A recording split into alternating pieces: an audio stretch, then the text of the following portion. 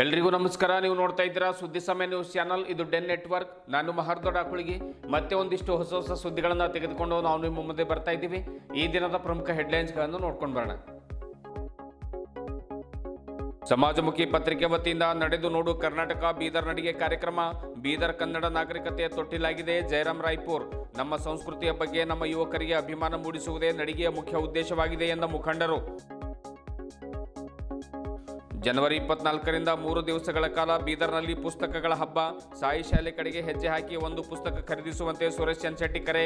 ಬೀದಿ ಬೀದಿಗೆ ಎಲ್ಲ ರೀತಿಯ ಅಂಗಡಿಗಳಿದ್ದಂತೆ ಪುಸ್ತಕದ ಅಂಗಡಿಗಳು ತೆರೆಯಬೇಕಾಗಿದೆ. ವೀರಕಪುತ್ರ ಶ್ರೀನಿವಾಸ್. ಜಹೀದ್ ಖಾನ್ ನಟನೆಯ ಕಲ್ಟ್ ಸಿನಿಮಾ ಸಪ್ನಾ ಥಿಯೇಟರ್ನಲ್ಲಿ ಬಿಡುಗಡೆ. ನಾಯಕನ ಕಟೌಟ್ಗೆ ಹಾಲಿನ ಅಭಿಷೇಕ ಮಾಡಿದ ಅಭಿಮಾನಿಗಳು. ಕನ್ನಡ ಸಿನಿಮಾಗಳನ್ನು ಥಿಯೇಟರ್ಗೆ ಬಂದು ವೀಕ್ಷಿಸಿ ಪ್ರೋತ್ಸಾಹಿಸಬೇಕೆಂದು ಇಮ್ರಾನ್ ಖಾನ್ ಮತ್ತು ಅವಿನಾಶ್ ಕೋರಿಕೆ. ವಸಂತ ಪಂಚಮಿ ಪ್ರಯುಕ್ತ RRK ಪ್ರಾಥಮಿಕ ಶಾಲೆಯಲ್ಲಿ ಜರುಗಿದ ಸರಸ್ವತಿ ಪೂಜೆ, ಸುಭಾಷ್ ಚಂದ್ರ ಬೋಸ್ ಜಯಂತಿ ಕಾರ್ಯಕ್ರಮ, ಮತದಾರರ ಪ್ರತಿಜ್ಞಾವಿಧಿ ಬೋಧಿಸಿದ ಶಿಕ್ಷಕರು. ಸರಳ ಕಾರ್ಯಕ್ರಮದಲ್ಲಿ ವಿದ್ಯಾರ್ಥಿಗಳು ಭಾಗಿ. ಇಂದಿನ ಒಂದಿಷ್ಟು ವಾರ್ತೆಗಳ ವಿವರಗಳನ್ನು ನೋಡ್ಕೊಂಡು ಬರೋಣ. ಬೀದರ್ ಜಿಲ್ಲೆ ಕನ್ನಡ ನಾಗರಿಕತೆಯ ತೊಟ್ಟಿಲಾಗಿದೆ. ಶರಣರು, ಸೂಫಿ ಸಂತರು ಹಾಗೂ ಮಹಾತ್ಮ ಮಹಾನುಭಾವರು ನಡೆದಾಡಿದ ಪುಣ್ಯಭೂಮಿ ಇದಾಗಿದೆ ಎಂದು ಆಂಧ್ರಪ್ರದೇಶದ ವಿಜಯವಾಡದ ಆದಾಯ ತೆರಿಗೆ ಇಲಾಖೆಯ ಮುಖ್ಯ ಆಯುಕ್ತರಾಗಿರುವಂತಹ ಜಯರಾಮ್ ರಾಯ್ಪುರ್ ತಿಳಿಸಿದರು. ಕರ್ನಾಟಕ ಸಾಹಿತ್ಯ ಸಂಘ ಮತ್ತು ಸಮಾಜಮುಖಿ ಪತ್ರಿಕೆ ಬೆಂಗಳೂರು ಇವರ ಒಂದು ಸಂಯುಕ್ತ ಆಶ್ರಯದಲ್ಲಿ ನಗರದ ಕರ್ನಾಟಕ ಸಾಹಿತ್ಯ ಸಂಘದ ಸಭಾಂಗಣದಲ್ಲಿ ಜರುಗಿದ ನಡೆದು ನೋಡು ಕರ್ನಾಟಕ ಬೀದರ್ ನಡಿಗೆ ಕಾರ್ಯಕ್ರಮದ ಅಧ್ಯಕ್ಷತೆಯನ್ನು ವಹಿಸಿ ಅವರು ಮಾತನಾಡ್ತಾರೆ. ನಮ್ಮ ದೇಶದ ಯುವಕರು ಅನ್ಯ ದೇಶಗಳಿಗೆ ಹೋಗಿ ಅಲ್ಲಿಯ ಶಿಸ್ತು, ಸ್ವಚ್ಛತೆ, ಬಹುಮಹಡಿ ಕಟ್ಟಡಗಳನ್ನು ನೋಡಿ ಹೊಗಳಿಕೆಯನ್ನು ಮಾಡ್ತಾರೆ. ನಮ್ಮ ದೇಶದ ದೇಶ ಸರಿಯಾಗಿಲ್ಲ ಎನ್ನುವಂಥ ಕೀಳರಿಮೆ ಹೋಗಲಾಡಿಸಲು ರಾಜ್ಯದ ಎಲ್ಲ ಜಿಲ್ಲೆಗಳ ಐತಿಹಾಸಿಕ ಮತ್ತು ಪ್ರೇಕ್ಷಣೀಯ ಸ್ಥಳಗಳ ವೀಕ್ಷಿಸಿ ಆ ಕುರಿತು ಯುವ ಪೀಳಿಗೆಗೆ ನಮ್ಮ ನಾಡು, ನುಡಿ, ಸಂಸ್ಕೃತಿ, ಆಚಾರ, ವಿಚಾರ, ಉಡುಗೆ ತೊಡುಗೆ, ಊಟ ಉಪಚಾರಗಳ ಮತ್ತು ಶ್ರೀಮಂತ ಸಂಸ್ಕೃತಿಯ ಕುರಿತು ತಿಳಿಸಿಕೊಡುವುದೇ ಇದರ ಮುಖ್ಯ ಉದ್ದೇಶವಾಗಿದೆ ಎನ್ನುವಂಥ ಅಭಿಪ್ರಾಯವನ್ನು ಅವರು ವ್ಯಕ್ತಪಡಿಸಿದರು. ಕಾರ್ಯಕ್ರಮ ಉದ್ಘಾಟಿಸಿದ ಕರ್ನಾಟಕ ಸಾಹಿತ್ಯ ಸಂಘದ ಅಧ್ಯಕ್ಷ ಪ್ರೊಫೆಸರ್ ಜಗನ್ನಾಥ್ ಹೆಬ್ಬಾಳೆ ಮಾತನಾಡಿ, ಬೀದರ್ ಜಿಲ್ಲೆ ಶರಣರ, ಸಂತರ, ಸೂಫಿಗಳ ನಾಡು. ಇಲ್ಲಿ ಗುರುನಾನಕ್ ಮತ್ತು ನರಸಿಂಹ ಝರಣಿ ಝರಿಗಳಿವೆ. ಐತಿಹಾಸಿಕ ಕರೇಜ್ಗಳಿವೆ. ಕೋಟೆ, ಮದರಸ, ಪಾಪನಾಶ ಮತ್ತು ಗುಂಬಜ್ಗಳಿವೆ. ಕಾಕತೀಯ, ಕಲಚೂರಿ ಚಾಲುಕ್ಯರು ಮತ್ತು ಬಹಮನಿ ಸುಲ್ತಾನರು ಆಳಿದ ನಾಡಿನಲ್ಲಿ ಅತ್ತ ತೆಲುಗು, ಇತ್ತ ಮರಾಠಿ ಭಾಷೆ ಪ್ರಭಾವದ ಮಧ್ಯೆಯೂ ಕೂಡ ಕನ್ನಡ ಉಳಿಸಿ ಬೆಳೆಸಿದ ಹಲವು ಮಹಾತ್ಮರು ನಮ್ಮಲ್ಲಿದ್ದಾರೆ ಎನ್ನುವಂಥ ಮಾತನ್ನು ಹೇಳಿದರು. ರಾಷ್ಟ್ರೀಯ ಜನಪದ ಬುಡಕಟ್ಟು ಕಲಾ ಪರಿಷತ್ತಿನ ಪ್ರಧಾನ ಕಾರ್ಯದರ್ಶಿ ಡಾಕ್ಟರ್ ರಾಜ್ಕುಮಾರ್ ಹೆಬ್ಬಾಳೆ ಮಾತನಾಡಿ, ಸಮಾಜಮುಖಿ ಪತ್ರಿಕೆ ವತಿಯಿಂದ ರಾಜ್ಯದಾದ್ಯಂತ ಆಯೋಜಿಸಿದ ನಡೆದು ನೋಡು ಕರ್ನಾಟಕ ಕಾರ್ಯಕ್ರಮ ವಿನೂತನ ಮತ್ತು ಅರ್ಥಪೂರ್ಣವಾಗಿದೆ ಎಂದರು. ಗದಗನ ಖಜಾನೆ ಇಲಾಖೆಯ ಉಪನಿರ್ದೇಶಕ ಹರಿನಾಥ್ ಬಾಬು ಪ್ರಾಸ್ತಾವಿಕವಾಗಿ ಮಾತನಾಡ್ತಾರೆ. ವೇದಿಕೆ ಮೇಲೆ ಮೈಸೂರಿನ ಪ್ರಾಧ್ಯಾಪಕಿ ಡಾಕ್ಟರ್ ವಿಜಯಲಕ್ಷ್ಮಿ, ಗಂಗಾವತಿ ಸರ್ಕಾರಿ ಪ್ರಥಮ ದರ್ಜೆ ಕಾಲೇಜಿನ ಪ್ರಾಧ್ಯಾಪಕ ಜಾಜಿ ದೇವೇಂದ್ರಪ್ಪ, ಔರಾದ್ನ ಸರ್ಕಾರಿ ಪ್ರಥಮ ದರ್ಜೆ ಕಾಲೇಜಿನ ಸಹ ಪ್ರಾಧ್ಯಾಪಕ ಡಾಕ್ಟರ್ ಸಂಜಯಕುಮಾರ್ ತಾಂದ್ಲೆ, ಡಾಕ್ಟರ್ ಅಶೋಕ್ ಕೋರೆ, ವೈಜನಾಥ್ ಪಾಟೀಲ್, SB ಕುಚ್ಬಾಳ್ ಸೇರಿದಂತೆ ಇನ್ನು ಅನೇಕರು ಈ ಕಾರ್ಯಕ್ರಮದಲ್ಲಿ ಪಾಲ್ಗೊಂಡಿದ್ದರು. ಇಲ್ಲಿ ನಡೆದುಕೊಂಡು ಈ ಕರ್ನಾಟಕ ಬೀದರಿಗೆ ಬಂದಿದ್ದು ನಮ್ಮೆಲ್ಲರಿಗೂ ಖುಷಿ. ಹೀಗಾಗಿ ನಮ್ಮ ಡಾಕ್ಟರ್ ಹೆಬ್ಬಾಳೆಯವರು ಈಗಾಗಲೇ ನಮ್ಮ ಸ್ವಾಗತವನ್ನು ಕೋರಿದ್ದಾರೆ. ನಾನು ಮತ್ತೆ ಬೀದರ್ ಜಿಲ್ಲೆಯ ಸಮಸ್ತ ಕನ್ನಡಿಗರ ಪರವಾಗಿ ನಮಗೆ ಸ್ವಾಗತವನ್ನು ಕೋರುತ್ತೇನೆ. ಬೀದರ್ ಅಂದರೆ ಬಹುಶಃ ತಮಗೆ ಗೊತ್ತಿದೆ ಏನಪ್ಪ, ಬಹಳ ಕರ್ನಾಟಕದ ಕಿರೀಟ ಬಹಳ ದೂರ ಮಹಾರಾಷ್ಟ್ರ ಜೊತೆ ತೆಲಂಗಾಣ, ಹಿಂದೆ ಆಂಧ್ರ, ತೆಲಂಗಾಣ ಗಡಿಯಲ್ಲಿ ಬರ್ತಕ್ಕಂಥ ಜಿಲ್ಲೆ. ಈ ಕನ್ನಡ ಅವನು ಇಲ್ಲವೋ ಅನ್ನೋ ಮಟ್ಟಿಗೆ ಕೆಲವು ಆಮೇಲೆ ಇಲ್ಲಿ ಏನು ಅಂತಂದ್ರೆ ಇಲ್ಲಿ ಸಮ್ಮಿಶ್ರ ಸಂಸ್ಕೃತಿಯ ನೆಲೆಗಳಾಗಿರೋದ್ರಿಂದ ಪವಿತ್ರ ಶರಣರ ಕರ್ಮಭೂಮಿ, ಪಾವನ ಭೂಮಿ, ತಪೋಭೂಮಿ ಆಗಿರೋದ್ರಿಂದ ಏನೇನೋ ವಿಚಾರಗಳು ನಮ್ಮ ದಕ್ಷಿಣ ಕರ್ನಾಟಕದ ಬಂಧುಗಳಲ್ಲಿ. ಆದರೆ ನಾನು 36 ವರ್ಷಗಳ ಕಾಲ ಕನ್ನಡ ಅಧ್ಯಾಪಕನಾಗಿ, ಸಹ ಪ್ರಾಧ್ಯಾಪಕನಾಗಿ, ಪ್ರಾಧ್ಯಾಪಕನಾಗಿ, ವಿಶ್ವವಿದ್ಯಾಲಯದ ಡೀನ್ರಾಗಿ, ಅನೇಕ ಸಂಘ ಸಂಸ್ಥೆಗಳ ಪದಾಧಿಕಾರಿಯಾಗಿ, ಅಧ್ಯಕ್ಷನಾಗಿ ಕೆಲಸವನ್ನು ಮಾಡಿದ್ದೀನಿ. ವಿದ್ಯಾರ್ಥಿ ಬೆಳೆಸಿದ್ದು ಈ ಮಣ್ಣಿನಲ್ಲಿ ಹುಟ್ಟಿದ್ದೀನಿ. ಇಲ್ಲಿ ಕನ್ನಡಕ್ಕೆ ಯಾವುದೇ ಕೊರತೆನೇ ಇಲ್ಲ. ಅದು ಹೇಗೆ ದೂರದಿಂದ ನೋಡಿದಾಗ ಏನೇನೋ ಭಾವನೆಗಳಿರ್ತಾವೆ, ಅದು ಇಲ್ಲಿ ಅಚ್ಚ ಕನ್ನಡ ಇದೆ. ಇಡೀ ಕನ್ನಡ ಸಾಹಿತ್ಯ ಚರಿತ್ರೆ ಆರಂಭವಾಗುವುದೇ ಈ ಮಣ್ಣಿನಿಂದ. ಒಟ್ಟಾರಾಧನೆ ಹುಟ್ಟಿದ್ದೀವಿ.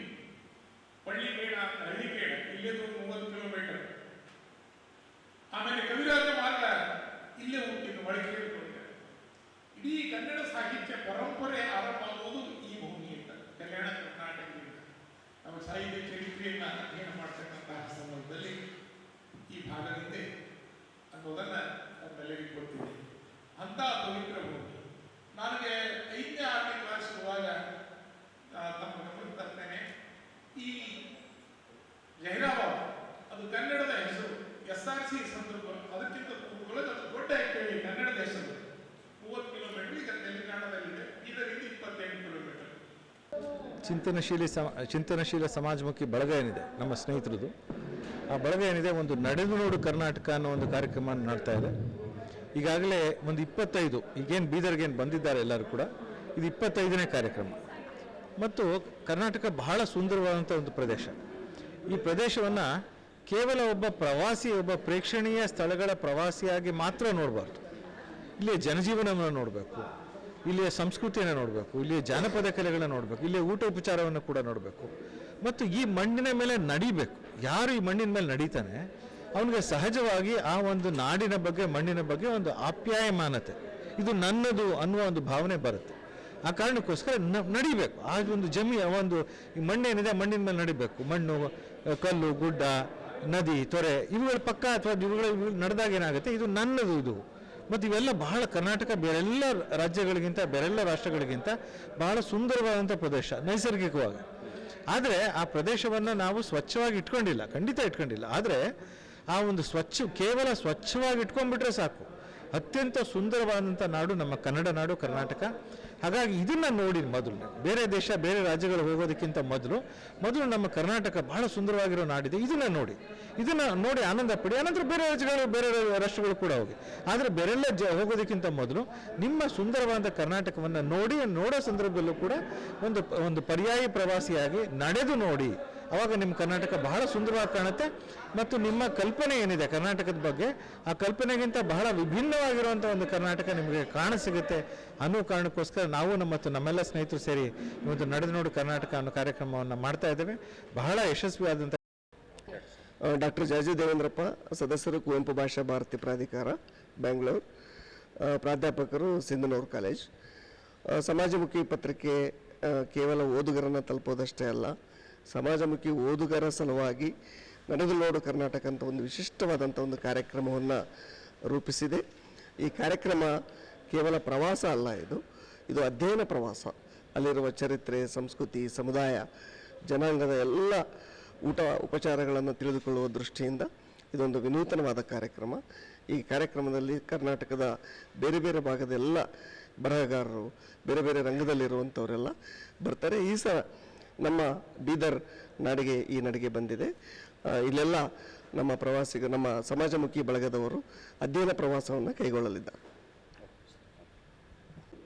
ಸಮಾಜಮುಖಿ ಪತ್ರಿಕೆ ಬೆಂಗಳೂರು ಜೊತೆಗೆ ನಮ್ಮ ಕರ್ನಾಟಕ ಸಾಹಿತ್ಯ ಸಂಘದ ಸಹಯೋಗದಲ್ಲಿ ಗಡಿ ಬೀದರ್ ಜಿಲ್ಲೆಯಲ್ಲಿ ಇದೊಂದು ವಿಶಿಷ್ಟವಾದಂಥ ಕಾರ್ಯಕ್ರಮ. ನಡೆದು ನೋಡು ಕರ್ನಾಟಕ ಗಡಿ ಬೀದರ್ ಜಿಲ್ಲೆಯ ಪರಿಸರ ಅನ್ನುವಂಥ ವಿನೂತನ ಕಾರ್ಯಕ್ರಮ ಈ ಎರಡೂ ಜಂಟಿ ಸಂಸ್ಥೆಗಳ ಸಹಯೋಗದಲ್ಲಿ ಹಮ್ಮಿಕೊಳ್ಳಲಾಗಿದ್ದು, ಈ ಒಂದು ಕಾರ್ಯಕ್ರಮಕ್ಕೆ ನಮ್ಮ ಕರ್ನಾಟಕ ರಾಜ್ಯಾದ್ಯಂತ ಪ್ರತಿ ಒಂದು ಜಿಲ್ಲೆಯ ಈ ಒಂದು ಪತ್ರಿಕೆಯ ಪ್ರಮುಖರು ಈ ಒಂದು ಕಾರ್ಯಕ್ರಮದಲ್ಲಿ ಭಾಗವಹಿಸಿದ್ದಾರೆ. ಈಗಾಗಲೇ ಈ ಒಂದು ಮೊದಲನೇ ದಿನದ ಕಾರ್ಯಕ್ರಮ ನಮ್ಮ ಈ ಒಂದು ಪತ್ರಿಕೆಯ ಸದಸ್ಯರು ಜೊತೆಗೆ ನಮ್ಮ ಭಾರತ ಸರ್ಕಾರದ ವಾಣಿಜ್ಯ ತೆರಿಗೆ ಇಲಾಖೆಯ ಆಯುಕ್ತರಾಗಿರುವಂಥ ಜಯರಾಮ್ ಸರ್ ಅವರು ಅಧ್ಯಕ್ಷತೆಯನ್ನು ವಹಿಸಿದ್ರು. ಕರ್ನಾಟಕ ಸಾಹಿತ್ಯ ಸಂಘದ ಅಧ್ಯಕ್ಷರಾಗಿರುವಂಥ ಜಗನ್ನಾಥ್ ಹೆಬ್ಬಾಳೆ ಅವರು ಈ ಕಾರ್ಯಕ್ರಮಕ್ಕೆ ಚಾಲನೆಯನ್ನು ಕೊಟ್ಟರು. ಈ ಒಂದು ಕಾರ್ಯಕ್ರಮದಲ್ಲಿ ಈ ಒಂದು ಪತ್ರಿಕೆಯ ಪ್ರಮುಖರು ವೇದಿಕೆಯನ್ನು ಹಂಚಿಕೊಂಡ್ರು. ಇದಾದ ನಂತರ ಈಗ ಎಲ್ಲ ಈ ಒಂದು ಸದಸ್ಯರು ಬೀದರ್ ಕೋಟೆಗೆ ಜೊತೆಗೆ ವಿವಿಧ ಸ್ಥಳಗಳಿಗೆ, ನಮ್ಮ ಬೀದರ್ ಐತಿಹಾಸಿಕ ಸ್ಥಳಗಳಿಗೆ ಅವರು ಭೇಟಿಯನ್ನು ಕೊಡಲಿದ್ದಾರೆ. ಮತ್ತು ಸರಿಯಾಗಿ 6 ಗಂಟೆಗೆ ಈ ಒಂದು ಸಾಂಸ್ಕೃತಿಕ ಭವನದಲ್ಲಿ ಸಾಯಂಕಾಲ ಸಾಂಸ್ಕೃತಿಕ ಕಾರ್ಯಕ್ರಮ ಜರುಗಲಿದೆ. ಈ ಒಂದು ಸಾಂಸ್ಕೃತಿಕ ಕಾರ್ಯಕ್ರಮದಲ್ಲಿ ಲಂಬಾಣಿ ನೃತ್ಯ ಜೊತೆಗೆ ನಮ್ಮ ಬೀದರ್ ಜಿಲ್ಲೆಯ ಖ್ಯಾತ ಸಂಗೀತಗಾರರಾಗಿರುವಂಥ ಗುರುಪ್ರಿಯ ಕಲಾ ತಂಡದಿಂದ ತತ್ವ ಪದಗಳ ಜನಪದ ಸಂಗೀತ ಕಾರ್ಯಕ್ರಮ ನಡೀತದೆ. ಅದಾದ ನಂತರ ನಾಳೆ ಬೆಳಿಗ್ಗೆ ಮುಂಜಾನೆ ತಿಂಡಿ ಆದ ತಕ್ಷಣ ನಮ್ಮ ಕಲ್ಯಾಣ ನಾಡಿಗೆ ಎಲ್ಲ ಸದಸ್ಯರು ಅಲ್ಲಿಗೆ ಪ್ರವಾಸವನ್ನು ಕೈಗೊಂಡಿದ್ದಾರೆ. ಈ ಇಡೀ ಒಂದು ದಿವಸ ಪೂರ ಬಸವ ಕಲ್ಯಾಣ ಹುಮ್ನಾಬಾದ್ ಪ್ರವಾಸಿ ತಾಣಗಳಿಗೆ ಭೇಟಿ ಕೊಡಲಿದ್ದು, ಮತ್ತು ನಾಡಿದ್ದು ಇದೇ ಒಂದು ಸಭಾಂಗಣದಲ್ಲಿ ಕಾರ್ಯಕ್ರಮ, ಕೊನೆಯ ದಿನ ಕಾರ್ಯಕ್ರಮ ಹಮ್ಮಿಕೊಳ್ಳುವಂಥ ಒಂದು ನಾವು ಆಯೋಜನೆ ಮಾಡಿದ್ದೇವೆ. ಹೀಗಾಗಿ ಒಟ್ಟಿನಲ್ಲಿ ಈ ಒಂದು ಗಡಿ ಬೀದರ್ ಜಿಲ್ಲೆಯಲ್ಲಿ ಬಹಳ ವಿನೂತನ ಕಾರ್ಯಕ್ರಮ 3 ದಿವಸಗಳ ಕಾಲ ಈ ಒಂದು ಸಾಹಿತ್ಯ ಸಂಘದಲ್ಲಿ ಜರುಗ್ತಾ ಇದೆ. ಧನ್ಯವಾದ. ಆಧುನೀಕರಣದ ಭರಾಟೆಯಲ್ಲಿ ಪುಸ್ತಕಗಳ ಸಂಗ್ರಹ ಮಾಡಿ ಓದುವುದನ್ನೇ ಬಿಟ್ಟಿದ್ದೀವಿ. ಅದನ್ನು ಒಂದು ರೀತಿ ಪಳೆಯುಳಿಕೆ ಥರ ನೋಡಲಾಗ್ತಾ ಇದೆ. ಪ್ರತಿಯೊಂದು ಕ್ಷೇತ್ರಗಳನ್ನು ಪ್ರಯತ್ನ ಪಟ್ಟು ಬೆಳೆಸಿದಂತೆ ಪುಸ್ತಕಗಳನ್ನು ಕೂಡ ಮಾತ್ರ ಬೆಳೆಸುವ ಕಾರ್ಯ ಮಾತ್ರ ಆಗುತ್ತಾ ಇಲ್ಲ ಎಂದು ವೀರಕ್ಕಪುತ್ರ ಶ್ರೀನಿವಾಸ್ ಅವರು ಕಳವಳವನ್ನು ವ್ಯಕ್ತಪಡಿಸಿದರು. ಜಾಗತೀಕರಣ, ಯಾಂತ್ರೀಕರಣ, ಆಧುನೀಕರಣದಂತೆ ಪುಸ್ತಕೀಕರಣ ಮಾಡುವ ಜರೂರಿ ಇದೆ. ರೀಲ್ಸ್ ಮತ್ತು ಸಿನಿಮಾ ಒಂದು ಹುಚ್ಚಿನಲ್ಲಿ ಪುಸ್ತಕಗಳನ್ನು ಓದಿ ಬದುಕು ಮತ್ತು ಮನಸ್ಸು ಕಟ್ಟಿಕೊಳ್ಳುವ ಕಾರ್ಯಗಳು ಆಗ್ತಾ ಇಲ್ಲ. ಈ ಕಾರಣಕ್ಕಾಗಿಯೇ ಪುಸ್ತಕ ಸಂತೆಯನ್ನು ಹಮ್ಮಿಕೊಂಡು ಜನರನ್ನು ಪುಸ್ತಕಗಳ ಕಡೆಗೆ ಕರೆದುಕೊಂಡು ಬರುವಂಥ ಸಣ್ಣ ಪ್ರಯತ್ನ ಬೀದರ್ನಲ್ಲಿ ನಡೀತಾ ಇದೆ. ಪುಸ್ತಕಗಳನ್ನು ಖರೀದಿಸಿ ಓದುತ್ತಾ ಜ್ಞಾನ ವರ್ಧಿಸಿಕೊಳ್ಳಬೇಕು. ಜೊತೆಗೆ ಈ ಒಂದು ಜನವರಿ 24, 25 ಮತ್ತು 26 ಈ 3 ದಿವಸಗಳ ಪುಸ್ತಕ ಸಂತೆಯಲ್ಲಿ ಪಾಲ್ಗೊಂಡು ಯಶಸ್ವಿಗೊಳಿಸಿ ಸಾಹಿತಿಗಳು, ಪ್ರಕಾಶಕರ ಭೇಟಿ ಮಾಡಬೇಕೆಂದು ವೀರಕ್ಕಪುತ್ರ ಶ್ರೀನಿವಾಸ್ ಅವರು ಸಲಹೆ ನೀಡಿದರು. ಮುಂದುವರೆದು ಸುದ್ದಿ ಸಮಯದೊಂದಿಗೆ ಮಾತನಾಡಿದ ವೀರಕ್ಕಪುತ್ರ ಶ್ರೀನಿವಾಸ್ ಅವರು ಬೀದಿ ಬೀದಿಗೆ medical, bar, restaurant, general store, ಹೋಟೆಲ್ಗಳು ಇರುವಂತೆ ಪುಸ್ತಕಗಳ ಅಂಗಡಿಗಳು ಕಾಣಬೇಕು. ಓದುಗರ ಸಂಖ್ಯೆ ಹೆಚ್ಚಾಗಬೇಕು ಎಂಬುದೇ ನಮ್ಮ ಪುಸ್ತಕ ಸಂತೆಯ ಉದ್ದೇಶವಾಗಿದೆ ಎಂದು ಹೇಳಿದರು. ಕನ್ನಡ ಸಾಹಿತ್ಯ ಪರಿಷತ್ತಿನ ಜಿಲ್ಲಾಧ್ಯಕ್ಷ ಸುರೇಶ್ ಚಂದ್ಶೆಟ್ಟಿ ಮಾತನಾಡುತ್ತಾ ಪುಸ್ತಕ ಸಂತೆಯನ್ನು ಖ್ಯಾತ ಸಾಹಿತಿ ಬರಗೂರು ರಾಮಚಂದ್ರಪ್ಪ ಅವರು ಉದ್ಘಾಟನೆ ಮಾಡಲಿದ್ದಾರೆ. ಕನ್ನಡ ಭಾಷೆ, ಸಂಸ್ಕೃತಿ, ಸರ್ಕಾರಿ ಶಾಲೆಗಳು ಒಂದು ಉಳಿಯುವಂಥದ್ದು, ಪುಸ್ತಕ ಓದುವಿಕೆಯ ಕುರಿತು ಹಲವು ಗೋಷ್ಠಿಗಳನ್ನು ಆಯೋಜನೆ ಮಾಡಲಾಗಿದೆ. ಜಿಲ್ಲೆಯ ಜನತೆ ವಿಶೇಷವಾಗಿ ಈ ಪುಸ್ತಕ ಸಂತೆಗೆ ಕಡೆಗೆ ಆಗಮಿಸಿ ಪುಸ್ತಕಗಳನ್ನು ಖರೀದಿಸಿ ಓದಬೇಕು, ಜ್ಞಾನ ವೃದ್ಧಿಸಿಕೊಳ್ಳಬೇಕು, ಪ್ರೋತ್ಸಾಹಿಸಬೇಕು ಅನ್ನುವಂಥ ಮಾತನ್ನು ಕೂಡ ಅವರು ಹೇಳಿದರು. ಆಧುನೀಕರಣ, ಜಾಗತೀಕರಣ ಮತ್ತು ಉದಾರೀಕರಣ ಹಾಗೂ ಯಾಂತ್ರಿಕ ಜೀವನದ ಇಂದಿನ ಒಂದು ಭರಾಟೆಯಲ್ಲಿ, ಆಧುನಿಕತೆ ಹಪ್ಪಹಪಿಯಲ್ಲಿ ಮನುಷ್ಯ ಈ ಯಾಂತ್ರೀಕರಣಕ್ಕೆ ಒಗ್ಗಿಕೊಂಡು ಇಡೀ ನಮ್ಮ ನಾಡು, ನುಡಿ, ಸಂಸ್ಕೃತಿ, ಒಂದು ಪುಸ್ತಕ ಸಂಸ್ಕೃತಿ, ಓದುವ ಹವ್ಯಾಸವನ್ನು ಬಳಸಿಕೊಂಡು ಬರೀ ಮೊಬೈಲ್ನಲ್ಲೇ ಕಾಲ ಕಳೆಯುವಂಥ ಇಂದಿನ ಸಂದರ್ಭದಲ್ಲಿ ಒಂದು ವೀರಲೋಕ ಪುಸ್ತಕ ಮನೆ ಎನ್ನುವಂಥ ಒಂದು ಬೆಂಗಳೂರಿನ ಸಂಸ್ಥೆ, ಅದರ ಒಂದು ಅಧ್ಯಕ್ಷರಾಗಿರ್ತಕ್ಕಂಥ, ಸಂಸ್ಥಾಪಕರಾಗಿರ್ತಕ್ಕಂಥ ವೀರಲೋಕ ಒಂದು ಶ್ರೀನಿವಾಸ ಅವರು ಒಳ್ಳೆಯ ಒಂದು ಕೆಲಸಗಳನ್ನು ಮಾಡ್ತಾ ಇದ್ದಾರೆ. ಪುಸ್ತಕಗಳ ಒಂದು ಸಂಸ್ಕೃತಿಯನ್ನು ಬೆಳೆಸುವಂಥ ಪ್ರಯತ್ನವನ್ನು ಮಾಡ್ತಾ ಇದ್ದಾರೆ. ಇವತ್ತು ಬೀದರ್ ನಾಡಿಗೆ, ಕಲ್ಯಾಣ ನಾಡಿಗೆ ಆಗಮಿಸಿ ಸಾಯಿ ಶಾಲೆ ಆವರಣದಲ್ಲಿ 24, 25 ಮತ್ತು 26ರಂದು ಒಂದು ಪುಸ್ತಕ ಒಂದು ಸಂತೆಯನ್ನು ನಡೆಸ್ತಾ ಇದ್ದಾರೆ. ಈ ಸಂದರ್ಭದಲ್ಲಿ ಅವರೊಂದಿಗೆ ಒಂದಿಷ್ಟು ನಾವು ವಿಚಾರಗಳನ್ನು ಮಾಡೋಣ. ಅನೇಕ ಒಂದು ಕೆಲಸ ಕಾರ್ಯಗಳನ್ನು ಬಿಟ್ಟು, ಅನೇಕ ರೀತಿಯ ಒಂದು ಹಣ ಸಂಪಾದನೆ ಮಾಡೋದನ್ನು ಬಿಟ್ಟು ಈ ಪುಸ್ತಕ ಸಂಸ್ಕೃತಿಯನ್ನೇ ಅವರು ಯಾಕೆ ಬೆಳೆಸ್ತಾ ಇದ್ದಾರೆ, ಆ ಪ್ರವೃತ್ತಿ ಅವರಿಗೆ ಹೇಗೆ ಬೆಳ್ಕೊಂಡು ಬಂತು ಅನ್ನುವಂಥದ್ದನ್ನು ಕೂಡ ನಾವು ನೋಡ್ಕೊಂಡು ಬರೋಣ. ಸರ್ ನಮಸ್ಕಾರ. ಸರ್, ಇವತ್ತು ಸಾಕಷ್ಟು ಜನ ಒಂದು ದುಡಿಮೆ ಬೆನ್ನು ಹತ್ತಿ ಹಣದ ಹಿಂದೆ ಬಿದ್ದು ಏನಾದರೂ ಸಂಪಾದನೆ ಮಾಡಬೇಕು, ಮನೆ ಕಟ್ಟಬೇಕು, ಕಾರ್ ಖರೀದಿಸಬೇಕು, ಅದು ಮಾಡಬೇಕು ಒಂದು ಆಸೆ ಪಡ್ತಾರೆ. ಆದರೆ ಈ ಪುಸ್ತಕ ಸಂಸ್ಕೃತಿಯ ಬಗ್ಗೆ, ಈ ಪುಸ್ತಕಗಳನ್ನು ಬೆಳೆಸುವಂಥ ಕಾರ್ಯವನ್ನು, ಒಂದು ಪುಣ್ಯದ ಕಾರ್ಯವನ್ನು ತಾವು ಮಾಡ್ತಾ ಇದ್ದಾರೆ. ಇದೇ ಒಂದು ವಿಭಾಗಕ್ಕೆ ತಾವು ಬರಲಿಕ್ಕೆ ಮೂಲ ಕಾರಣ ಏನು ಸರ್? ಸರ್, ಪ್ರತಿ ಮನೆಯಲ್ಲೂ ಕಾರುಗಳಿದ್ದಾವೆ ಈಗ, ಬಟ್ ನಿಮ್ಗೆಲ್ಲರೂ ಗೊತ್ತಿದ್ದಾರಾ? ಇಲ್ಲ ತಾನೆ? ಸೊ ಅಂದರೆ ಕಾರು, ಒಂದು ಐಭೋಗದ ಜೀವನ, ಇವೆಲ್ಲ ಕೂಡ ನಮ್ಮ ಸ್ವಂತಕ್ಕೆ. ಹಾಗೆ ಸ್ವಂತಕ್ಕೆ ಒಂದು ಗಟ್ಟಿಯಾದ ಮೇಲೆ ಸಮಾಜಕ್ಕೆ ಏನಾದ್ರು ಕೊಟ್ಟು ಹೋಗ್ಬೇಕಲ್ಲ. ಯಾಕಂದರೆ ನಾವು ಆ ಕಾರ್ ಸಂಪಾದನೆ ಮಾಡಿದ್ದು ಈ ಸಮಾಜದಲ್ಲೇ ದುಡಿಯೋಕ್ಕೆ ಅವಕಾಶ ಕೊಟ್ಟಿದ್ದು ಈ ಸಮಾಜ, ಅದಕ್ಕೆ ಒಂದಷ್ಟು ವಾಪಸ್ ಕೊಡಬೇಕಲ್ವ. ಆ ಕಾರಣಕ್ಕೋಸ್ಕರ ನಾವು ಇವತ್ತು ಯಾವ ಕ್ಷೇತ್ರದಲ್ಲಿ ಕೊರತೆಗಳಿದ್ದಾವೆ ಅನ್ನುವಂಥದ್ರ ಕಡೆ ಗಮನ ಕೊಟ್ಟು ಒಂದು ಕನ್ನಡ ಪರವಾದಂತಹ ಚಳುವಳಿಗಳಿಗೇನು ಕಡಿಮೆ ಇಲ್ಲ, ಕನ್ನಡ ಪರವಾದಂತಹ ಸಮ್ಮೇಳನಗಳಿಗೆ ಏನು ಕಡಿಮೆ ಇಲ್ಲ, ನಡೀತಾ ಇದ್ದಾವೆ. ಸಾಹಿತ್ಯ ಪರಿಷತ್ ಇದೆ, ಸಾವಿರಾರು ಕನ್ನಡ ಪರ ಸಂಘಟನೆಗಳಿದ್ದಾವೆ. ಅಂತಹದ್ರ ಮಧ್ಯೆ ಈ ಸಾಹಿತ್ಯ ಲೋಕ ಅನ್ನುವಂಥದ್ದನ್ನು ಯಾಕೋ ಕಡೆಗಣಿಸಿದ್ದಾರೆ. ಅಂದರೆ ಕನ್ನಡ ಸಾಹಿತ್ಯ ಲೋಕ 8 ಜ್ಞಾನಪೀಠ ಪಡೆದಿದ್ರು ಕೂಡ ಇವತ್ತು ಖ್ಯಾತ ಲೇಖಕರ ಪುಸ್ತಕಗಳು 300-500 ಪ್ರತಿಗಳಷ್ಟೇ ಪ್ರಿಂಟ್ ಆಗ್ತಿದ್ದಾವೆ, ಮಾರಾಟ ಆಗ್ತಿದೆ. ಆ ಕಾರಣಕ್ಕೋಸ್ಕರ ಏನು ನಿಮ್ಮ ಕಿವಿಯಲ್ಲಿ ತಂಪು ಮಾಡಿಬಿಡ್ತಾನೆ. ಅಂದರೆ ಎಲ್ಲವನ್ನು ಮಾಡಿಟ್ಟಾಗ ನೀವು ಅದನ್ನು ನೋಡಿ ಮನರಂಜನೆಗೆ ಒಳಗಾಗ್ತೀರಿ. ಆದರೆ ಪುಸ್ತಕ ಹಾಗಲ್ಲ. ನೀವು ಆ ಪುಸ್ತಕ ಜೊತೆ ಟ್ರಾವೆಲ್ ಮಾಡ್ತೀರಿ, ನಿಮ್ಮದೇ ಪಾತ್ರ, ನಿಮ್ಮದೇ ಜಾಗ, ನಿಮ್ಮದೇ ಒಂದು ಕತೆ ಹುಟ್ಟುತ್ತಾ ಹೋಗುತ್ತಲ್ಲ, ಅಲ್ಲಿ ನಿಮ್ಮ ಬೌದ್ಧಿಕತೆ ವಿಕಾಸನವಾಗುತ್ತಾ ಹೋಗುತ್ತೆ. ಮತ್ತು ಅದು ಕೊಡುವ ಗಟ್ಟಿತನ ಭಾಳ ದೊಡ್ಡದು. ಅದರಿಂದ ಯುವಕರು ಆದಷ್ಟು ಬೇಗ ಈ ರೀಲ್ಸ್ ಕಾಲದಿಂದ, ಸಿನಿಮಾ ಸಂಸ್ಕೃತಿಯಿಂದ ಪುಸ್ತಕದ ಕಡೆಗೆ ಬರೋದು ಅವರ ದೃಷ್ಟಿಯಿಂದ ಒಳ್ಳೆಯದೇ ಹೊರತು ಇದೇನು ಸಮಾಜಕ್ಕೆ ಅವ್ರು ಮಾಡೋ ಉಪಕಾರ ಅಲ್ಲ. ಬಟ್ ಅವರ ಗಟ್ಟಿ ಬದುಕು, ಅವರ ಯಶಸ್ಸು, ಅವರ ಸಾಧನೆಗಳು ದೊಡ್ಡ ಮಟ್ಟದಲ್ಲಿ ಪ್ರಚುರವಾಗಬೇಕು ಅಂತಂದರೆ ಪುಸ್ತಕಗಳಿಗೆ ಅವರು ಒಗ್ಗಿಸ್ಕೋಬೇಕು. ಅಂಥ ಕೆಲಸ ಆಗಲಿ ಅಂತ ಆಶಿಸ್ತೀನಿ.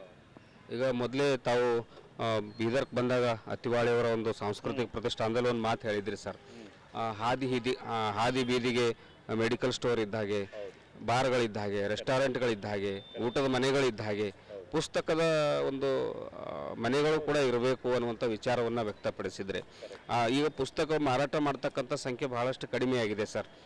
ಒಬ್ಬರು ಆದಾಯ ತೆರಿಗೆ ಹಿರಿಯ ಅಧಿಕಾರಿಗಳು ವ್ಯಥೆಯನ್ನು ವ್ಯಕ್ತಪಡಿಸಿದರು. ಮೊದಲು ಸುಧಾ, ಮಯೂರ, ಕರ್ಮವೀರ ಇವೆಲ್ಲವುಗಳು ಕೂಡ ಸುಮಾರು ಲಕ್ಷಾಂತರ ಒಂದು ಪುಸ್ತಕಗಳು ಪ್ರಿಂಟ್ ಆಗ್ತಾಯಿದ್ವು ಸರ್. ಆದರೆ ಇವತ್ತು ಒಂದು 1000ಕ್ಕೆ ಒಂದು 5,000 10,000ಕ್ಕೆ ಮಾತ್ರ ಬಂದು ಉಳಿದಿದೆ. ಅಂದರೆ ಓದುಗರ ಸಂಖ್ಯೆ ಕಡಿಮೆ ಆಗಿದೆ ಅಂತ ಅರ್ಥ. ಸೊ ಹಾಗಾಗಿ ಈ ಹಾದಿ ಬೀದಿಗೆ ಒಂದು ಪುಸ್ತಕದ ಮನೆಗಳು ಇರಬೇಕು ಅನ್ನುವಂಥ ವಿಚಾರದಲ್ಲಿ ತಮ್ಮ ಅಭಿಪ್ರಾಯ ಏನು ಸರ್? ನಂದು ಇವತ್ತಿಗೂ ಭಾಳ ಸ್ಪಷ್ಟವಾಗಿದ್ದೀನಿ. ಇವತ್ತು ನಿಮಗೆ ಕೋಲ್ಗೇಟ್ ಗೊತ್ತಲ್ಲ, ಪೆಪ್ಸೋಡೆಂಟು ಗೊತ್ತಲ್ವ, ನಿಮ್ಗೆ ಅದಕ್ಕೇನು ಅಡ್ವರ್ಟೈಸ್ ಬೇಕಿಲ್ಲ ತಾನೇ? ಆದರೂ ಇವತ್ತಿಗೂ ಅಡ್ವರ್ಟೈಸ್ ಬರುತ್ತೆ, ನಂಬಿದಿರ ತಾನೆ? ನೋಡ್ತಿರಲ್ಲ, ಇವತ್ತಿಗೂ ಬರ್ತಿದೆ. ಯಾಕೆಂದರೆ ಜೋ ದಿಖೇಗ ವೈ ಬಿಖೇಗ. ಸೊ ಇದನ್ನು ನಾವು ಪುಸ್ತಕ ಲೋಕದವರು ಮರೆತು ಬಿಟ್ಟು ನಮಗೆ, ಯಾಕಂದರೆ ನಾವು ಪ್ರದರ್ಶನ ಮಾಡಲಿಲ್ಲ. ಕನ್ನಡದ ಮಕ್ಕಳಿಗೆ ಪುಸ್ತಕಗಳಿದ್ದಾವೆ ಅನ್ನೋಂಥದ್ದೇ ಗೊತ್ತಿಲ್ಲ ಅಂದಮೇಲೆ ಅವರ ಆ ಪುಸ್ತಕದ ಕಡೆ ಒಲವು ಹೆಂಗೆ ಬೆಳೆಸ್ಕೋತಾರೆ? ಅದಕ್ಕೆ ಇಲ್ಲಿ ಹೆಂಗೋ ಒಂದು ಬಟ್ಟೆ ಅಂಗಡಿ ಕಾಣುತ್ತೆ, ಇಲ್ಲೊಂದು ಆಸ್ಪತ್ರೆ ಕಾಣುತ್ತೆ, ಇಲ್ಲೊಂದು ಹೋಟೆಲ್ ಕಾಣುತ್ತೆ, ಬ್ಯಾಂಕ್ ಕಾಣುತ್ತೆ, ಹಾಗೆ ಒಂದು ಪುಸ್ತಕದ ಅಂಗಡಿನೂ ಕಾಣಬೇಕು. ಆವಾಗ ಪುಸ್ತಕಗಳು ನಮ್ಮ ಬದುಕಿನ ಭಾಗವಾಗ್ತವೆ, ಆದ್ಯತೆ ಆಗ್ತವೆ. ನೀವು ಕಾಣೋದೇ ಇಲ್ಲ, ನೀವು ಪುಸ್ತಕ ಬೇಕು ಅಂದರೆ ಬೆಂಗಳೂರಿಗೆ ಹೋಗಬೇಕು ಅನ್ನೋ ಸ್ಥಿತಿಯಲ್ಲಿದ್ದರೆ ಯಾರು ಹೋಗ್ತಾರೆ ಸರ್? ಆ ಮಟ್ಟಕ್ಕೆ ನಾವೇ ಅವುಗಳನ್ನು ಕುತ್ತಿಗೆ ಹಿಸುಕಿ ಕೊಲೆ ಮಾಡ್ದಂಗೆ ತಾನೆ ಆ ಕೆಲಸ ಈ 3-4 ದಶಕಗಳಲ್ಲಿ ಆಯಿತು. ಸೊ ಅದನ್ನು ತಿದ್ದುಕೊಳ್ಳುವಂಥ ಒಂದು ಕೆಲಸ ಈಗ ಆಗ್ತಿದೆ. ಇದು ವೀರಲೋಕ ಪುಸ್ತಕ ಮನೆಯ ಒಂದು ಅಧ್ಯಕ್ಷರಾಗಿರ್ತಕ್ಕಂಥ ವೀರಕಪುತ್ರ ಶ್ರೀನಿವಾಸ್ ಅವರು ಹೇಳಿರ್ತಕ್ಕಂಥ ಒಂದು ಮುಖ್ಯವಾಗಿರ್ತಕ್ಕಂಥ ಮಾರ್ಗವಾದ ನುಡಿಗಳು. ಕ್ಯಾಮ್ರಾಮನ್ ಸಂಜುಕುಮಾರ್ ಜೊತೆ ಮಹಾರುದ್ರ ಡಾಕುಳಗಿ, ಸುದ್ದಿ ಸಮಯ ನ್ಯೂಸ್, ಬೀದರ್.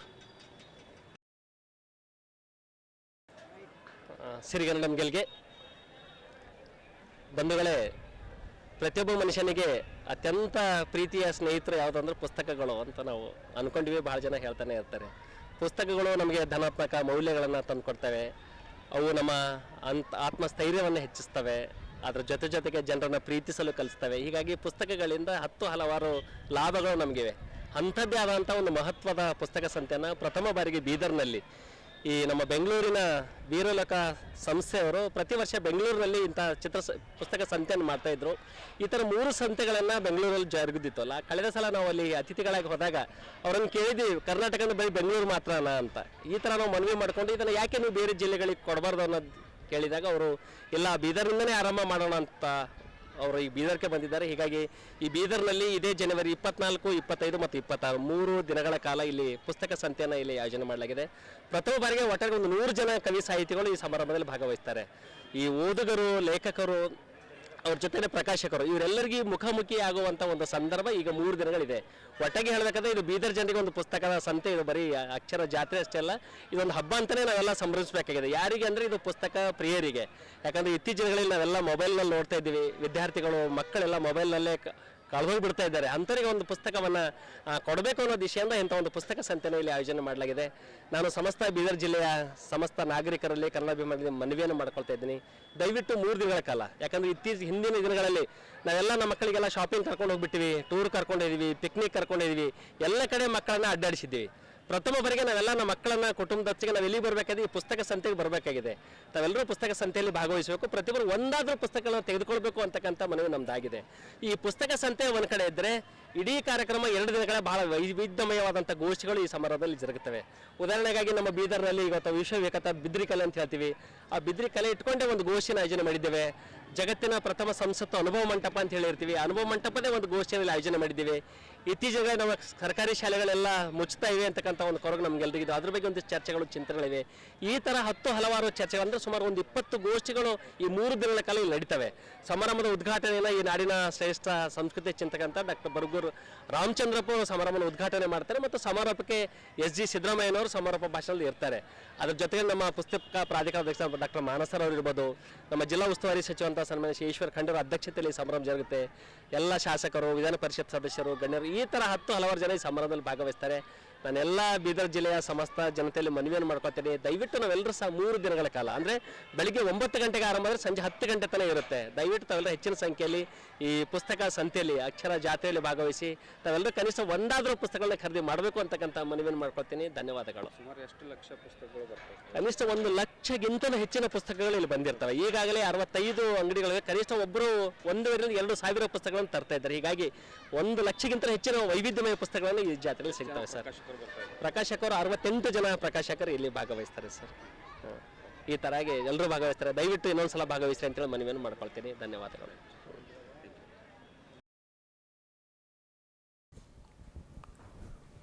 ರಾಜ್ಯದ ಪ್ರಭಾವಿ ಸಚಿವರಾದ ಜಮೀರ್ ಅಹ್ಮದ್ ಖಾನ್ ಅವರ ಪುತ್ರ ಜಹೀದ್ ಖಾನ್ ನಟನೆಯ ಕಲ್ಟ್ ಸಿನಿಮಾ ಇಂದು ಬಿಡುಗಡೆ ಕಂಡಿತ್ತು.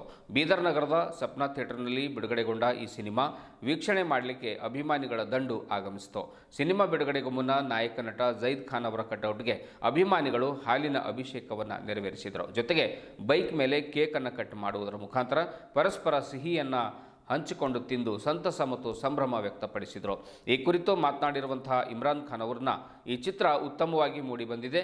ಲವ್ ಸ್ಟೋರಿ ಹಾಗೂ ವಿವಿಧ ಸನ್ನಿವೇಶಗಳನ್ನು ಹೊಂದಿರುವಂತಹ ಈ ಕನ್ನಡ ಸಿನಿಮಾ ಕನಿಷ್ಠ 100 ದಿವಸಗಳ ಕಾಲ ಓಡುವಂಥ ಭರವಸೆ ನಮಗಿದೆ. ಹೀಗಾಗಿ ಜಿಲ್ಲೆಯ ಜನತೆ ಕುಟುಂಬ ಸಮೇತರಾಗಿ ಆಗಮಿಸಿ ಸಿನಿಮಾ ವೀಕ್ಷಣೆ ಮಾಡಿ ಪ್ರೋತ್ಸಾಹಿಸಬೇಕು ಅನ್ನುವಂಥ ಮಾತನ್ನು ಕೂಡ ಅವರು ಹೇಳ್ತಾರೆ.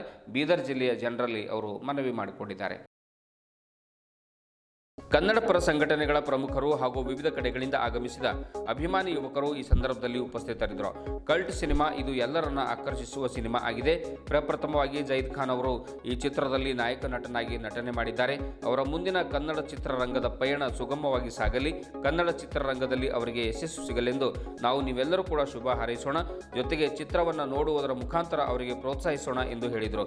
ಇದೇ ವೇಳೆ ಫಿರೋಜ್ ಖಾನ್ ಅವರ ಸ್ನೇಹಿತರು, ಅಭಿಮಾನಿಗಳು ಹಾಗೂ ಯುವಕರ ದಂಡು ಚಿತ್ರಮಂದಿರದ ಕಡೆಗೆ ಆಗಮಿಸಿ ಸಿನಿಮಾ ಬಿಡುಗಡೆ ಸಂದರ್ಭದಲ್ಲಿ ಉಪಸ್ಥಿತರಿದ್ದರು. ಕೊನೆಗೆ 10:30ಕ್ಕೆ ಪ್ರಥಮ ಒಂದು ಬಿಡುಗಡೆಗೊಂಡ ಒಂದು ಕಲ್ಟ್ ಸಿನಿಮಾವನ್ನು ವೀಕ್ಷಣೆ ಕೂಡ ಮಾಡಿದರು.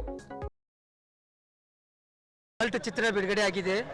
ನಮ್ಮ ಸಮಸ್ತ ಬೀದರ್ ಜಿಲ್ಲೆಯ ಜನತೆಗೆ ಮನವಿ ಮಾಡಿಕೊಂಡು ತಾವೆಲ್ಲೂ ಬಂದು ನೋಡಿ ಈ ಸಿನಿಮಾವನ್ನು ಶುಭ ಹಾರೈಸಿ ಎಂದು ತಮ್ಮಲ್ಲಿ ಮನವಿ ಮಾಡಿಕೊಡ್ತೀನಿ. ನಮಸ್ಕಾರ. ನನ್ನ ಹೆಸರು ಇಮ್ರಾನ್ ಖಾನ್, ಬಾಗಲಕೋಟೆ ಜಿಲ್ಲಾಧ್ಯಕ್ಷರು. ಕಂಟ್ ಮೂವಿ ನಮ್ಮದು ಜಹೀರ್ ಖಾನ್ ಸರ್ದು ಮೂವಿ ನಮ್ಮದು ಕನ್ನಡ ಪರ ಸಂಘಟನೆದವರು ಎಲ್ಲರೂ ನೋಡ್ಯಾರ ಮೂವಿ. ಬಟ್ ನಿನ್ನ ರಾತ್ರಿ ಬೆಂಗಳೂರ್ದಾಗ ನೋಡ್ಯಾರ. ಬಟ್ ಸೂಪರ್ ಡೂಪರ್ ಹಿಟ್ ಅದಂತ ನಮ್ಮ ಬೀದರ್ದಾಗ ಎಲ್ಲ ನಮ್ಮ ಅಣ್ಣ ತಮ್ಮದಿರು, ನಮ್ದು ಫಿರೋಜ್ ಖಾನ್ ಸರ್ ಕಾರ್ಯಕರ್ತರು ಮತ್ತು ಎಲ್ಲರೂ ಮೂವಿ ನೋಡ್ಬೇಕಂತ ನಮ್ದೆಲ್ಲ ಆಸೆ ಇದೆ. ನಿಮ್ಮ ನೋಡ್ರಿ 100% ಪಿಕ್ಚರ್ ಸೂಪರ್ 100 ಡೇಸ್ ಓಡ್ತದೆ ಪಿಕ್ಚರು. ಕಂಟ್ ಮೂವಿ ಪಿಕ್ಚರ್ದಾಗ ಹಿಂಗದ ಅಂತಂದ್ರು ಇಂದು ರಾಜ್ಯಾದ್ಯಂತ ಕಲ್ಟ್ ಚಲನಚಿತ್ರ ಬಿಡುಗಡೆ ಆಗಿದೆ. ಈ ಒಂದು ನಾವು ಟ್ರೇಲರ್ ನೋಡಿದ್ದೀವಿ, ತುಂಬ ಚೆನ್ನಾಗಿ ಟ್ರೇಲರ್ ಮೂಡ್ ಬಂದಿದೆ. ಇವತ್ತು ನಮ್ಮ ಜಮೀರ್ ಅಹ್ಮದ್ ಖಾನ್ ಸರ್ ಅವರ ಮಗರಾದ ಜಹೀದ್ ಖಾನ್ ಅವರು ಈ ಒಂದು ಮೂವಿ ಮಾಡಿದ್ದಾರೆ. ಬಹಳ ಅದ್ಭುತ ಮೂಡ್ ಬಂದಿದೆ. ಟ್ರೇಲರ್ ನೋಡಿದ್ದೀವಿ. ಇವತ್ತು ನಾವು ಬೀದರ್ನಲ್ಲಿ ಸಮಸ್ತ ಎಲ್ಲ ನಮ್ಮ ಗೆಳೆಯರು ಈ ಮೂವಿಯನ್ನು ನೋಡಲಿಕ್ಕೆ ಬಂದಿದ್ದೇವೆ. ಹಾಗಾಗಿ ನಾನು ಎಲ್ಲ ಸಮಸ್ತ ಬೀದರ್ ಜನತೆಗೆ ನಾನು ಹೇಳೋದೇನೆಂದರೆ ಈ ಕಲ್ಟ್ ಮೂವಿಯನ್ನು ಎಲ್ಲ ಫ್ಯಾಮಿಲಿ ಜೊತೆ ಬಂದು ನೋಡಿ. ಯಾಕಂದರೆ ಒಂದು ವಿದ್ಯೆಯ ಆರಾಧನೆಯ ದಿನವಾದ ವಸಂತ ಪಂಚಮಿ ಪಾವನ ಸಂದರ್ಭದಲ್ಲಿ ಬೀದರ್ ನಗರದ ಮಾಧವ್ ನಗರದಲ್ಲಿರುವಂಥ RRK ಹಿರಿಯ ಪ್ರಾಥಮಿಕ ಶಾಲೆಯಲ್ಲಿ ಮಾತೆ ಸರಸ್ವತಿ ಪೂಜೆ, ನೇತಾಜಿ ಸುಭಾಷ್ ಚಂದ್ರ ಬೋಸ್ ಅವರ 129ನೇ ಜಯಂತಿ ಮಹೋತ್ಸವ, ಮತದಾರರ ಪ್ರತಿಜ್ಞೆಯ ವಿಧಿಯನ್ನು ಅತ್ಯಂತ ಭಕ್ತಿಭಾವ, ಶ್ರದ್ಧೆ ಮತ್ತು ಸಂಸ್ಕಾರಗಳೊಂದಿಗೆ ಆಚರಣೆ ಮಾಡಲಾಯಿತು. ಕಾರ್ಯಕ್ರಮದ ಅಧ್ಯಕ್ಷತೆಯನ್ನು ಶಾಲೆಯ ಮುಖ್ಯ ಗುರು ದಿನಕರ್ ಪಾಂಚಾಳ್ ವಹಿಸಿದರು. ಕಾರ್ಯಕ್ರಮದಲ್ಲಿ ಶಿಕ್ಷಕ ಬಸವರಾಜ್ ಜ್ಯೋತಿ ಅವರು ಮಕ್ಕಳಿಗೆ ಮತದಾರರ ಪ್ರತಿಜ್ಞೆಯ ವಿಧಿಯನ್ನು ಬೋಧಿಸಿದರು. ಶಿಕ್ಷಕಿ ನಾಗಮಣಿ ಮೇತ್ರೆ ಅವರು ಮಾತೆ ಸರಸ್ವತಿಯ ಪೂಜೆಯನ್ನು ಸಲ್ಲಿಸುತ್ತಾರೆ. ಶಿಕ್ಷಕ ಮಹಾದೇವ್ ಸ್ವಾಮಿ ಅವರು ನೇತಾಜಿ ಸುಭಾಷ್ ಚಂದ್ರ ಬೋಸ್ ಅವರ ಕುರಿತು ಮಕ್ಕಳಿಗೆ ಸಮಗ್ರವಾಗಿ ತಿಳಿಸಿಕೊಡ್ತಾರೆ. ಸಂಗೀತಾ ಬಶೆಟ್ಟಿ, ಶಿಕ್ಷಕಿ ಅಶ್ವಿನಿ ಹಂಡೆ, ಬಸವರಾಜ್ ಜ್ಯೋತಿ ಸೇರಿದಂತೆ ಆ ಒಂದು ಶಾಲೆಯ ಬೋಧಕೇತರ ಸಿಬ್ಬಂದಿ ವರ್ಗದವರು ಉಪಸ್ಥಿತರಿದ್ದರು. ಪ್ರತಿಜ್ಞೆ ವಿಧಿ ಪ್ರಜಾಪ್ರಭುತ್ವದಲ್ಲಿ ದೃಢ ವಿಶ್ವಾಸವುಳ್ಳ ಭಾರತದ ಪೌರರಾದ ನಾವು ನಮ್ಮ ದೇಶದ ಪ್ರಜಾಸತ್ತಾತ್ಮಕ ಸಂಪ್ರದಾಯಗಳು ಮತ್ತು ಮುಕ್ತ ನ್ಯಾಯಸಮ್ಮತ ಮತ್ತು ಶಾಂತಿಯುತ ಚುನಾವಣೆಗಳ ಘನತೆಯನ್ನು ಎತ್ತಿ ಹಿಡಿಯುತ್ತೇವೆಂದು ಮತ್ತು ಪ್ರತಿಯೊಂದು ಇದುವರೆಗೂ ಸುದ್ದಿ ಕೊಟ್ಟಿರುವ ನಾನು ಮಹಾರುದ್ರ ಕುಳಗಿ. ಮತ್ತೆ ಮುಂದಿನ ವಾರ್ತೆಗಳೊಂದಿಗೆ ಭೇಟಿಯಾಗೋಣ. ವಂದನೆಗಳು.